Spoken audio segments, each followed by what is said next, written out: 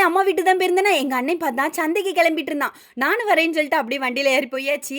ஆனா எப்பவுமே இந்த சந்தைக்கு வந்து நான் எங்க அம்மா கூட போயிருக்கேன். ஆனா இப்ப எங்க அம்மாவுக்கு முடியாதனால, சரி இன்னைக்கு இவன் கூட போயிட்டு வந்துடலான்னு சொல்லிட்டு, எங்க அம்மா சொன்னாங்க, "இந்த கருவாடுலாம் நல்லா இருக்கும்ல, வாங்கிட்டு போ" அப்படின்னு சொன்னாங்க.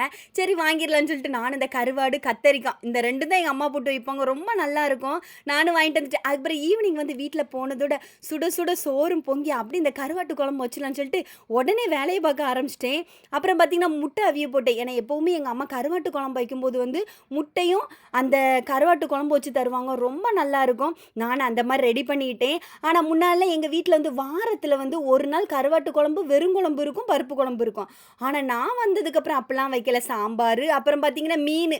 வாரத்துல 5 நாள் மீன் இருக்கும். இன்னைக்கு கருவாட்டு குழம்பு வச்சு அதுவும் இங்க நல்ல மழையா, சூப்பரா இருந்துச்சு. எப்பவுமே இந்த சுட சுட சோறு கூட வச்சு நல்லா கொதிக்கிற குழம்பு வச்சு சாப்பிட்டா வேற லெவல்ல இருக்கு. எனக்கு ரொம்ப பிடிக்கும். உங்களுக்கும் பிடிக்கும்னா மறக்காம கமெண்ட்